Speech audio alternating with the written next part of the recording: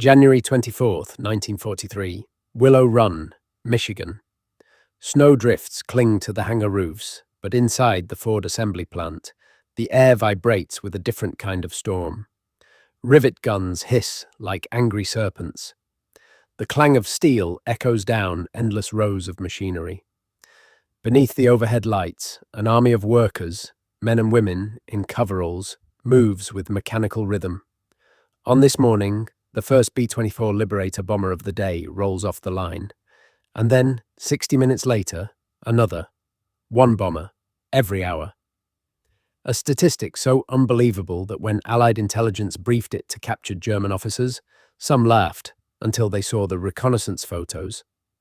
To them, it wasn't just production, it was prophecy. For if America could build a bomber every hour, the Reich could never build enough to stop them. But this moment didn't begin with steel and sweat. It began years earlier, with fear and faith. When the war broke out in Europe, Detroit was still a city of cars, not bombers. The Great Depression had left its scars. Assembly lines that once built Model Ts now sat silent. Henry Ford, once a pacifist, had refused to supply the war effort. He despised war. Yet by 1941, the clouds were too dark to ignore. The British were bleeding, the Soviets were buckling, and the United States, not yet in the war, was already preparing for the day it would have to be. So they turned to what they did best: mass production.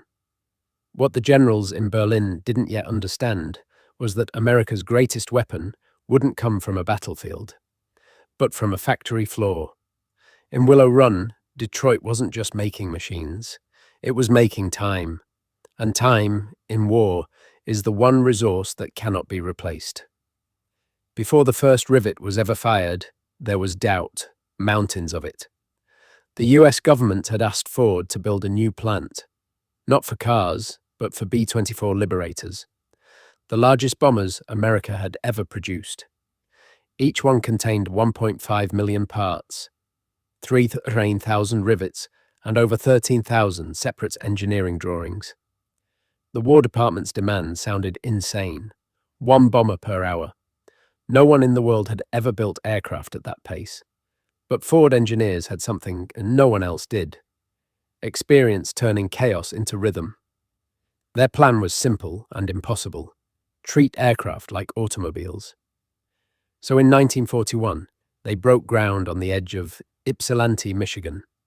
The result was Willow Run, a mile-long assembly line inside what became the largest factory under one roof on Earth. To keep the line running, they laid their own railroad. They built dormitories for thousands of workers, dining halls, even schools for their children.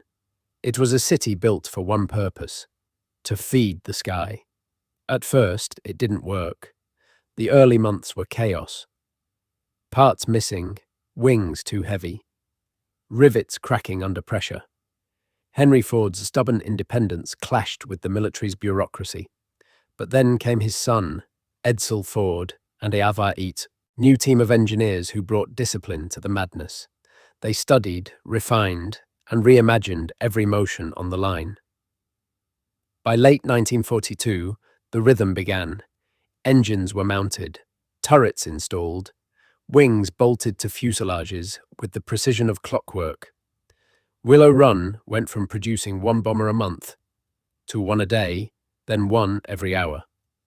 When General Hap Arnold toured the plant, he said quietly, "We are going to win this war because of this."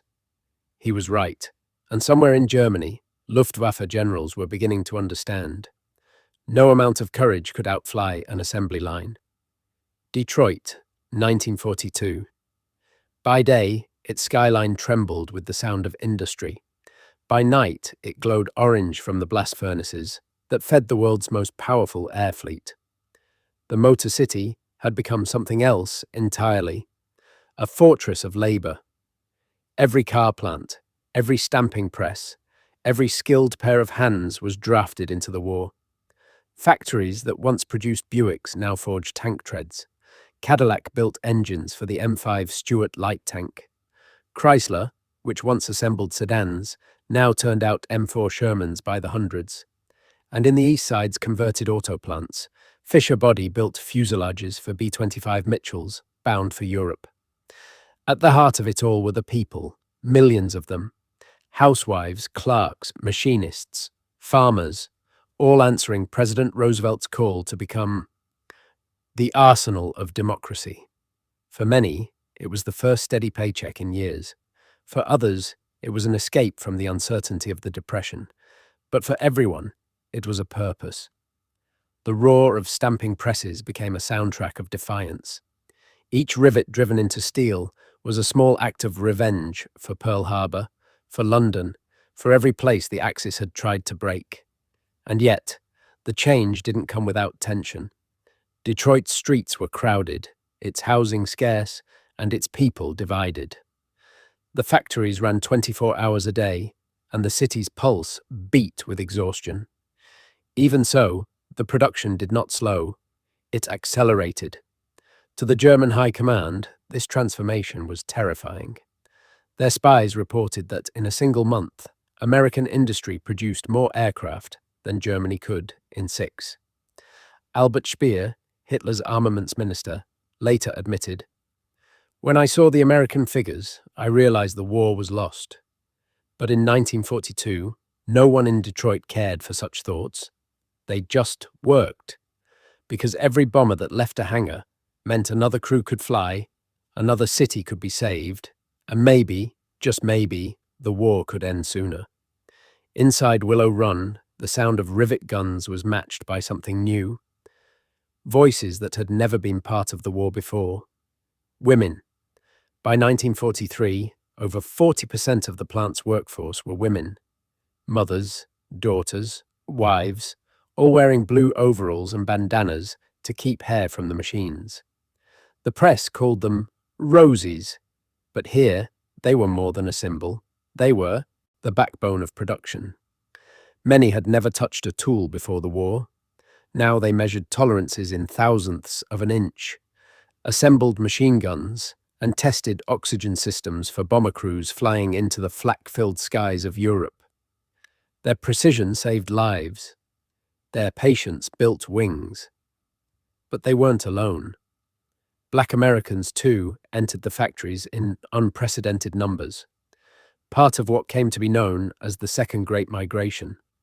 Yet their fight wasn't just against fascism overseas, it was against prejudice at home.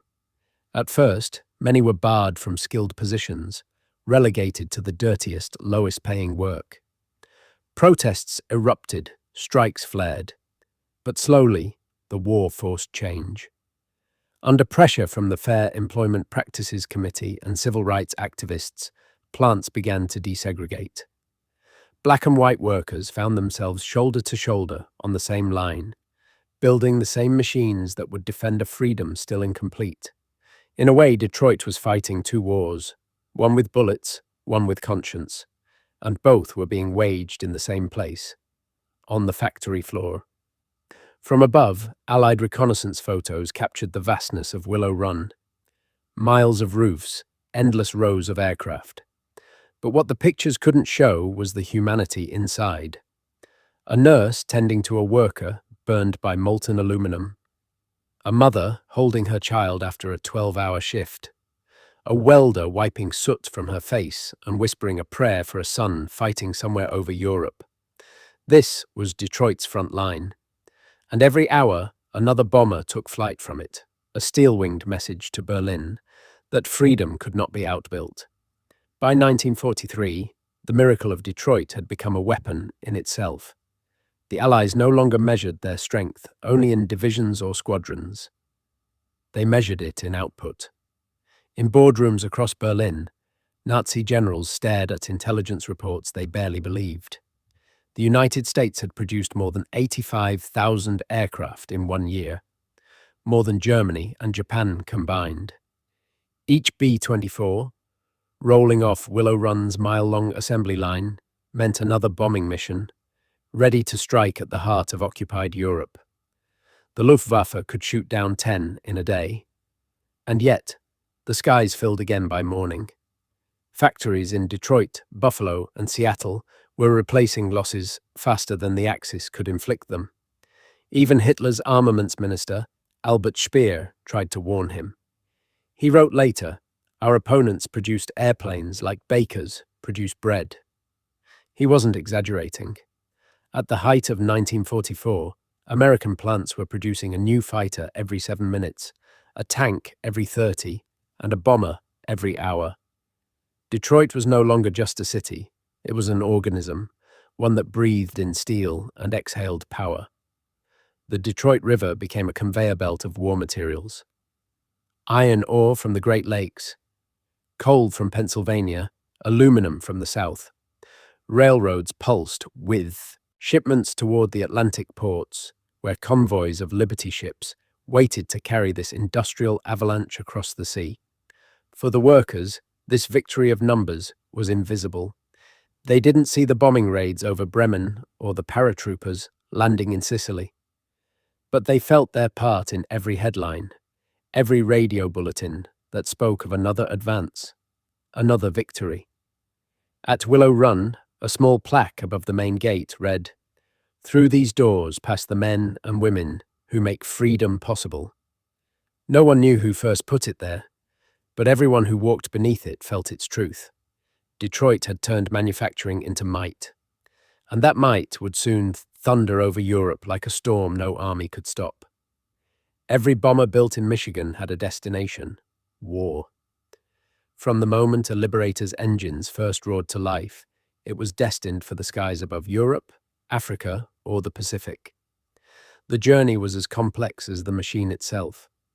After testing at Willow Run, the B-24s were flown to modification centers scattered across the country. Tucson, Fort Worth, Mobile, where crews customized them for specific theaters. Some received extra fuel tanks for long-range Pacific missions. Others were stripped down for the high-altitude raids over Germany. Then came the crossing. Flying over the Atlantic was dangerous, even for new aircraft. So the bombers leapfrogged through Newfoundland, Greenland, and Iceland, finally reaching bases in Britain. Each one carried a small brass plate riveted to the cockpit bulkhead, stamped Willow Run, a signature of Detroit's reach. For the crews waiting in muddy airfields in East Anglia, that name meant something. It meant safety. It meant home. Pilots joked that if a bomber came from Willow Run, it would get you there and back. Many didn't, but the faith remained. When the first waves of liberators joined the 8th Air Force in 1943, the effect was immediate. The daylight bombing campaign, once limited by numbers, exploded in scale. Hundreds of bombers filled the sky, their contrails stretching across Europe like white scars. German civilians called them fliegende Festungen, flying fortresses, and for everyone they brought down, Detroit built 10 more. The Luftwaffe could no longer replace its pilots, its fuel, or its machines. But in America, the assembly lines only sped up. Each bomber leaving Willow Run was a promise kept that freedom would not lack for wings. And deep in the ruins of the Reich Air Ministry in Berlin, planners began whispering what none dared say aloud. The war was already lost. They just hadn't been told yet. By early 1944, the Luftwaffe was fighting a war it could no longer afford.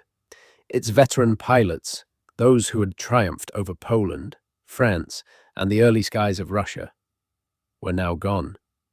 The airfields were full of boys barely trained, climbing into fighters they knew might not return. Over the radio, they heard a new sound, the low drone of hundreds, sometimes thousands, of engines. B-17s and B-24s filled the horizon from edge to edge, escorted by a new breed of fighter, the P-51 Mustang, with the range to follow them all the way to Berlin and back. For the first time, the Reich itself lay open to daylight attack. When the bombers came, they came in formations so vast that civilians said the sun disappeared. Each one carried 5,000 pounds of destruction. But it wasn't just bombs that broke Germany's back. It was the rhythm. Every week, another wave. Every day, another target. Ball-bearing plants, oil refineries, rail yards, factories. The arteries of the Nazi war machine were cut, one after another. At the same time, Albert Speer toured the burning ruins of his own production facilities. Knowing the truth, he could never speak to Hitler. Germany was producing 1,000 aircraft a month. America, 10 times that. And while Germany had no oil, no rubber, and no replacements, Detroit had all three, in endless supply. In the bunker rooms of the Luftwaffe High Command, reports arrived from captured pilots who spoke of Detroit's miracle. They told stories of Willow Run, of a bomber leaving every hour, of workers who labored through the night by the light of furnaces. Some German officers refused to believe it. Others knew and despaired. One Luftwaffe general wrote later, "When I saw the pictures of their factories, I knew our war was hopeless. You cannot defeat a nation that builds like that." The war in the air was now an equation, and for the first time in history, mathematics, not courage, would decide who ruled the skies. Back in Detroit, the war economy reached its fever pitch. Willow Run operated 24 hours a day, 7 days a week. The night shift was lit by rows of floodlights that turned the factory floor into a glowing plain of steel. Trains rattled in and out, delivering engines, aluminum sheets, and barrels of rivets. The rhythm was unbroken, unstoppable. By mid-1944, nearly 500,000 workers in the Detroit area were employed directly in war production. Ford wasn't alone. General Motors, Chrysler, Packard, and Hudson each contributed their own miracles. GM built aircraft engines by the tens of thousands. Packard manufactured the famous Rolls-Royce Merlin engines for Mustangs. Chrysler produced tanks in what was then called the Detroit Tank Arsenal, one of the largest of its kind in the world. Even small machine shops joined the effort. If a man could cut steel or weld aluminum, he had work. Church bells and sirens marked shift changes like battle orders. Detroit had become a symphony of labor, each clang of hammer and hiss of torch, part of the same relentless march toward victory. But it came at a cost. Housing was overcrowded, food was rationed. The war boom brought prosperity, but also exhaustion. Families rarely saw one another. Children slept in living rooms while their parents worked double shifts. Accidents were common, sometimes fatal. The pace that built bombers every hour demanded sacrifices measured not just in sweat, but in lives. Still, few complained. They read the headlines from Europe, from Normandy, from Rome, from the skies over Berlin, and they understood. Every hour mattered. Every completed bomber shortened the war by a minute, maybe more. When the whistle blew for the end of a shift, and the next crew filed in, it wasn't celebration they felt. It was duty, because Detroit wasn't just building machines, it was building momentum. And in war, momentum is victory, disguised as motion. Summer 1944, the skies above Europe burned white with contrails. Hundreds of B-24 Liberators and B-17 Flying Fortresses filled the air in perfect formation, sunlight glinting off their aluminum skins. Each one was a moving piece of Detroit, Chicago, Seattle. The industrial heart of America, airborne and armed. Their targets were no longer cities, but the veins of Germany itself. Oil, fuel, and transport. Without fuel, even the most advanced tanks and aircraft were nothing but steel carcasses. So, the Allies struck at Ploiești in Romania, the great oil fields of the Reich, and the synthetic plants in Leuna and Mersburg. The Germans defended them with everything they had.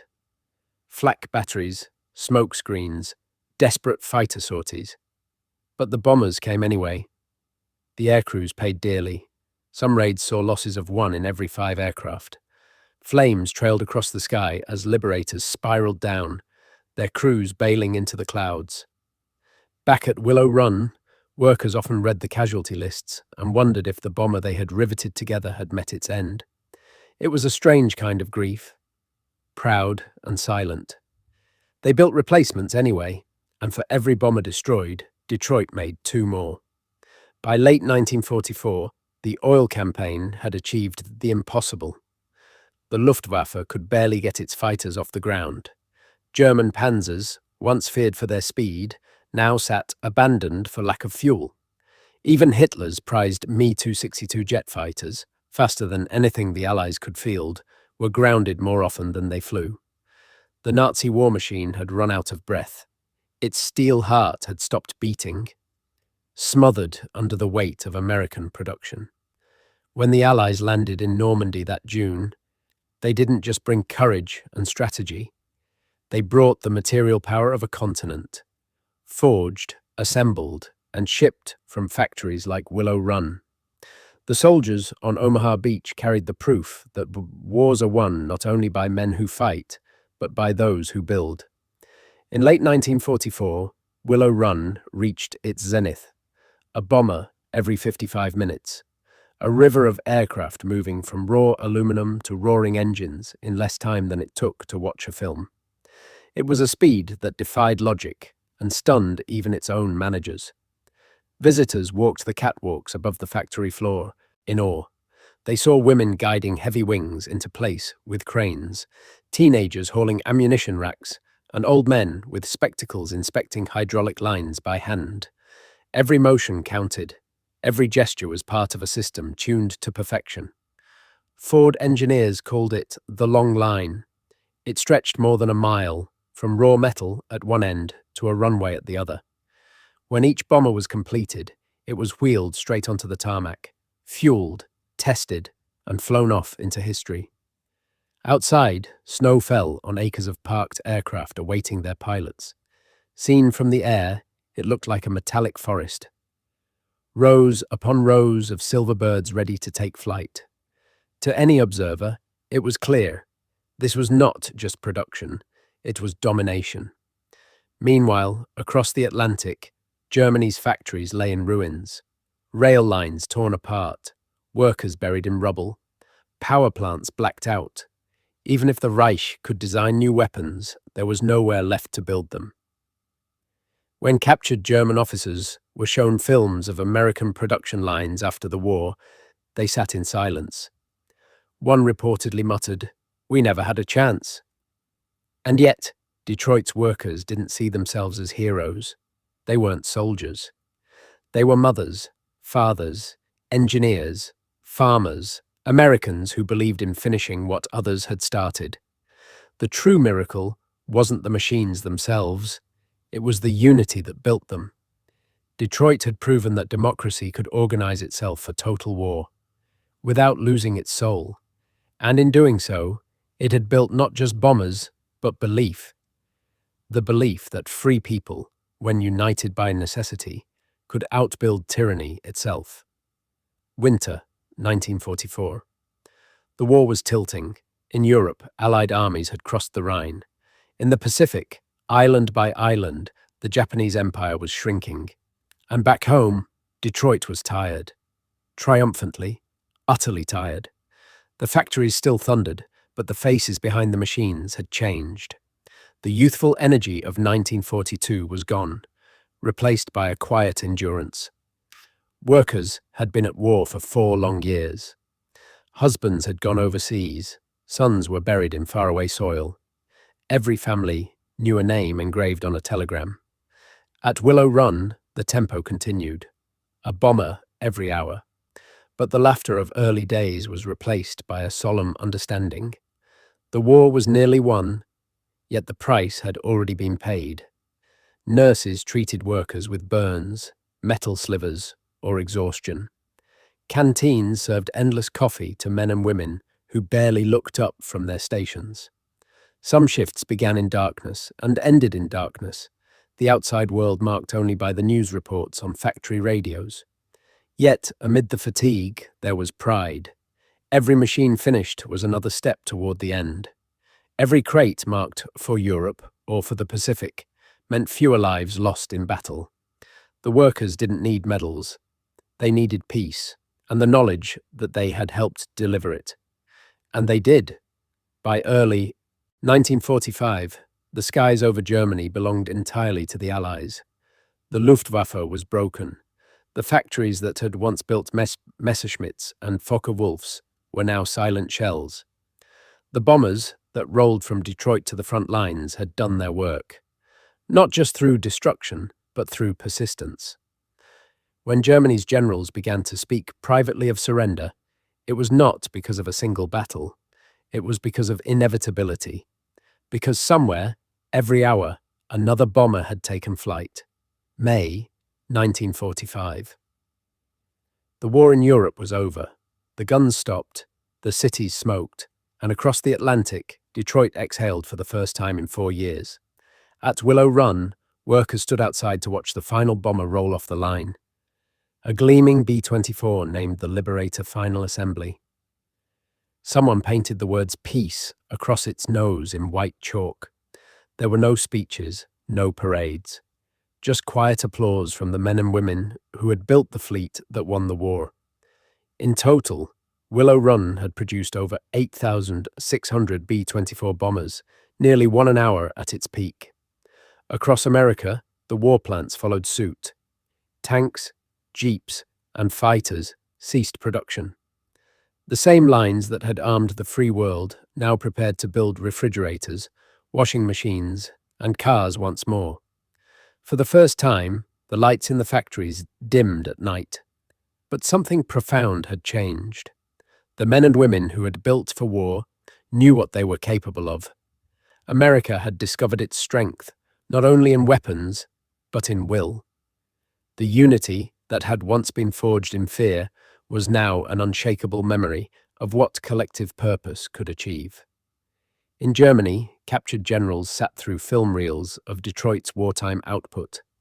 Miles of assembly lines, acres of aircraft, trains loaded with engines, trucks, and parts. Many watched in stunned silence. One was heard to whisper, "They did not defeat us with soldiers. They defeated us with factories." For Detroit, the victory was bittersweet. The city that had built the bombers would soon struggle to find its peace. Workers laid off. Plants converted or closed. But for a brief, unrepeatable moment in history, Detroit had been the beating heart of freedom's engine. A city that turned steel into survival. And as the last echoes of war faded, so too did the thunder of Willow Run, replaced by the quiet hum of a nation learning how to live again. Summer 1945. Detroit stood at a crossroads. The flags hung from factory gates. The parades wound through downtown, and for a brief, glittering moment, the city felt invincible. But victory came with an unexpected question. What now? The men were coming home, millions of them, and the war contracts were ending. Ford, General Motors, Chrysler, all began shutting down wartime production lines. The echo that had defined Detroit's heartbeat for 4 years grew quiet. At Willow Run, where bombers once thundered down the runway every hour, silence fell, like dust. But this was Detroit, and Detroit never stopped building. The same assembly lines that had turned out B-24s were retooled almost overnight. Fuselages became car frames. Gun mounts turned into engine brackets. The machinery of war became the machinery of prosperity. By 1946, Detroit was producing half the world's automobiles. The city that had once built freedom's arsenal was now building its future. And yet, the change wasn't purely mechanical. The people had changed too. Women who had worked the rivet guns refused to go quietly back to kitchens. Black workers who had earned skilled positions demanded equal pay and recognition. Labor unions grew stronger than ever, their voices echoing in the same factories that once echoed with rivets and engines.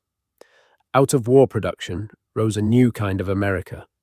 Confident, restless, industrial. The war had proven what collective effort could do, and no one wanted to forget it. Meanwhile, in Europe, the ruins of the Reich told their own story. German industry lay in ashes. The same generals who once mocked American consumer weakness now stared at the ruins of their cities and understood what they had faced. They hadn't lost to a single weapon. They'd lost to a system, one that turned liberty into logistics and individuality into mass cooperation. Willow Run stood as proof. Democracy could outbuild dictatorship. And in that truth, the 20th century found its direction. In the months after the surrender, Allied officers interrogated hundreds of captured German generals. They expected arrogance. What they found, more often, was awe. Many spoke not of battles, but of factories. General Gunther Blumentritt described seeing aerial photos of Detroit's industrial districts during the war. "We saw rivers of steel," he said, "and we understood that against such a tide, bravery was meaningless." Others recalled the first intelligence briefings about Willow Run. They thought the reports exaggerated. One bomber per hour seemed like propaganda until reconnaissance confirmed it. Albert Speer, the Reich's armaments minister, later wrote in his memoirs, "I knew we could never catch up. The Americans were capable of transforming their whole society into an industrial army." To Speer and his peers, the arsenal of democracy wasn't just a factory, it was an idea. The belief that a free nation, given purpose, could outproduce any tyranny bound by fear. Those captured generals marveled at the scale. The trains bringing ore to Detroit, the convoys carrying Finnish bombers to the coast, the endless coordination that made it possible. But what truly stunned them was who did the work. Ordinary people, volunteers, union laborers, women, immigrants, black workers, all united by faith that they were part of something larger. The Nazi system had demanded obedience. The American system had inspired cooperation. And that difference, more than tanks or planes, had decided the war. When they were shown films of Detroit's plants, some of the captured officers simply shook their heads. One whispered, almost reverently, "That was your secret weapon." He was right. The secret wasn't hidden in blueprints or factories. It was in the hearts of those who believed in what they were building. For when Detroit built bombers, it was not only manufacturing machines, it was manufacturing the proof that freedom, when tested, could build faster than fear could destroy. Spring 1945. Germany lay in ruins, but the war was not over. Across the Pacific, the Empire of Japan still fought with unyielding ferocity. Once again, the factories of Detroit answered. As B-24 production wound down, new contracts arrived. Engines for B-29, super fortresses, amphibious vehicles for the Marines, and trucks for the advancing army. The same lines that had built bombers for Europe now shifted to supply the Pacific. Every piston, every bolt, every tire carried the imprint of Detroit's endurance. The B-29 was a new kind of monster, pressurized, long-range, capable of flying higher than most Japanese fighters could reach. Its wings carried not only bombs, but the weight of the war's final decision. From bases in the Marianas, these aircraft, products of the same industrial miracle, would launch the firestorms over Tokyo, Osaka, and eventually Hiroshima and Nagasaki. Back home, Detroit's workers followed the news in silence. Some cheered each headline of progress. Others simply turned back to their machines. They had learned that victory was never clean. The same rivets that secured wings also carried sorrow. Each finished engine meant more destruction, more death, but also perhaps one day closer to peace. When Japan finally surrendered in August 1945, sirens wailed through Detroit. People poured into the streets, laughing, crying, hugging strangers. Church bells rang across the riverfront, where ships loaded with war cargo sat idle. For the first time in 4 years, no one hurried to their shift. No one counted hours. The arsenal of democracy had done its job. It had built enough to end 2 wars, and in doing so, had defined the new balance of the world. Yet as the confetti fell and soldiers came home, many of Detroit's workers couldn't shake the feeling that something vast had passed through them. something they might never see again. They had built victory, piece by piece, with their hands. And now those hands were still. Peace came to Detroit with an uneasy silence. The factories that had once glowed through the night now stood dark. The sudden halt of war contracts brought layoffs by the tens of thousands. Men returned home to find their jobs gone, their places filled or their plants shuttered. The arsenal that had armed the world was learning the cost of its own success. Still, something deeper lingered, a pride, quiet and unspoken. Every worker who had pulled a lever or tightened a bolt knew that what they had built had changed history. They had outbuilt the Reich. They had proven democracy's strength not by words but by output. Historians would later call it production warfare. The battle wasn't fought only on beaches or in the air. It was fought on factory floors, in cafeterias, in rail yards and foundries. The weapons of victory were not just tanks and bombers, but lathes, presses, and men and women who refused to stop. For the Germans who had seen the wreckage of their cities, it was impossible not to acknowledge. Speer himself admitted after the war, "Our fate was decided not by strategy, but by the factories of Detroit." And he was right. Detroit had forged a kind of power that outlasted the war. Industrial power as a form of defense. The Cold War dawned on the shoulders of that legacy. America's post-war prosperity, its global reach, its technological dominance, all grew from the foundations laid in those wartime years. But for the men and women who had lived it, the lesson was simpler. They had seen what unity could do.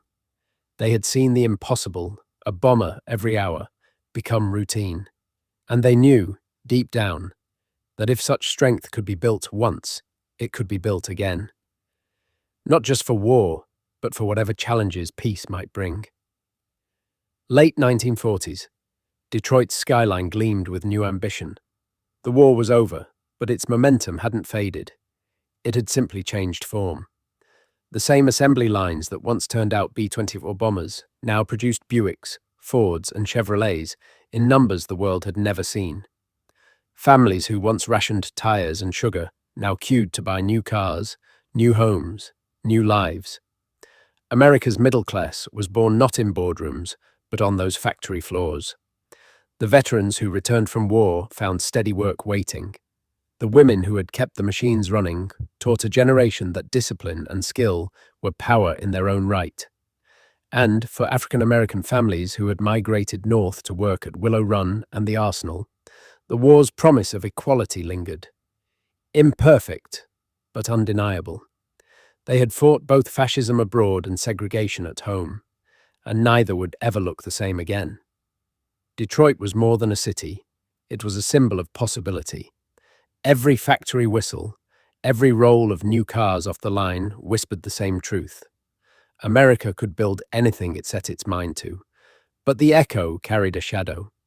The speed that had once saved the world became the expectation of peacetime. Endless growth, endless production. The engine of democracy now had to find new fuel. Consumption. Cars replaced bombers. Convenience replaced urgency. What had united the nation under necessity now began to divide it under comfort. Still, the memory of the Arsenal remained sacred. Photographs of Willow Run hung in veterans' halls, schools, and city libraries. Parents pointed to those black and white images, endless lines of workers, women with rivet guns, the mile-long factory stretching toward the horizon, and said quietly, "That's how we won." And they were right. For all its later troubles, Detroit would forever carry that legacy. The moment when ordinary people built something extraordinary, and in doing so, changed not only the war, but the very idea of what a free society could achieve. By the 1950s, Willow Run was quiet again. The bombers were gone, replaced for a time by car parts and small engine aircraft. The once mighty plant that had symbolized America's unstoppable production became a relic of victory. Vast, echoing, half forgotten. But history has a way of remembering what matters. When veterans visited the factory in the years after the war, they often walked the length of the old assembly line in silence. Some ran their hands along the riveted walls, as if touching the ghosts of a million workers. They remembered the sound, that endless hum, that heartbeat of steel and human effort. And for a moment, it was 1943 again, the hour when the world turned. Meanwhile, in Germany, the story of Detroit became a lesson, taught in classrooms and boardrooms alike. Economists studied how a democracy had mobilized without collapsing under its own weight. Industrialists analyzed Ford's methods, seeking to understand how free labor could produce with such discipline. Even in defeat, the German engineers admitted respect. Their conclusion was simple. America's greatest weapon had been its capacity to believe in work itself. At the Imperial War Museum in London, one exhibit still shows a single photograph, a line of B-24s rolling from Willow Run's hangar into the winter light. Below it, a caption reads, "One bomber every hour, built by ordinary hands." That phrase, more than any speech or victory parade, captures what the arsenal of democracy meant. It wasn't a miracle of machines, but of people, united by duty, fueled by conviction, unshaken by fear. Detroit had built the wings of freedom, and though the factory floor would one day fall silent, its echo would never fade. Decades passed. The factories changed hands, the workers aged, and Detroit itself, once the empire of engines, began to crumble under the weight of time and economics. But the memory of what it had done in the 1940s never dimmed. Beneath the rust and concrete, there still lived the echo of that unstoppable rhythm. A bomber every hour. Historians call it the mobilization miracle. But those who lived it never used that word. They knew it hadn't been a miracle at all. It had been work. Long, hard, relentless work.